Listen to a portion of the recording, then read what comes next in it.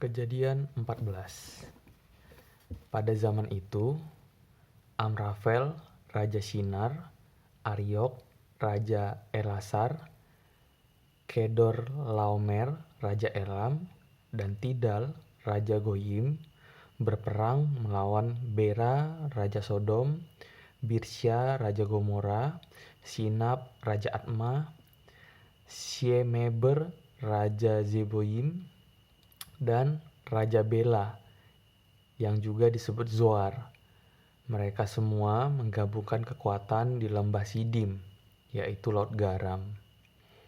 Kelima raja itu telah melayani Kedorlaomer selama 12 tahun.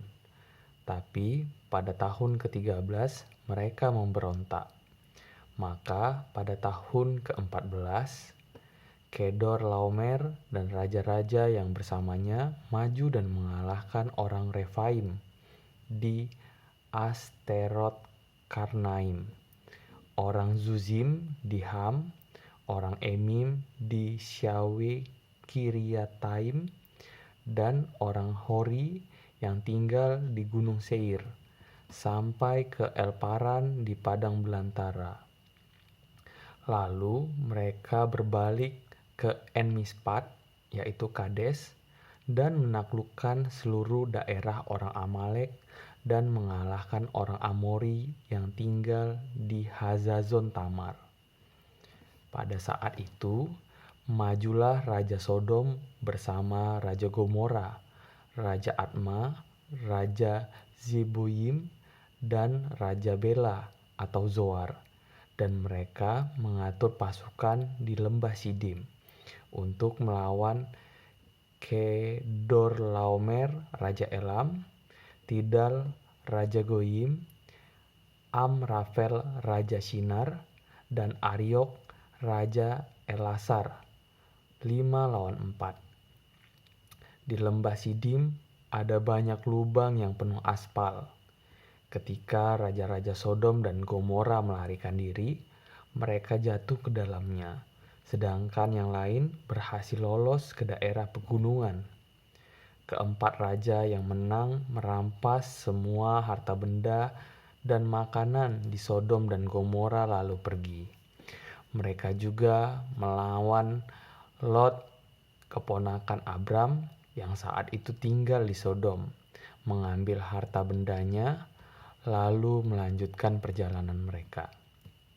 Setelah itu, salah seorang yang lolos memberitahukan apa yang terjadi kepada Abram orang Ibrani itu. Saat itu, Abram tinggal di dekat pohon-pohon besar milik Mamre orang Amori, saudara Eskol dan Aner. Mereka adalah sekutu Abram. Setelah mendengar bahwa keponakannya ditawan, Abram mengerahkan orang-orangnya yang terlatih, yaitu 318 hamba yang lahir dalam rumah tangganya, lalu pergi mengejar sampai ke Dan.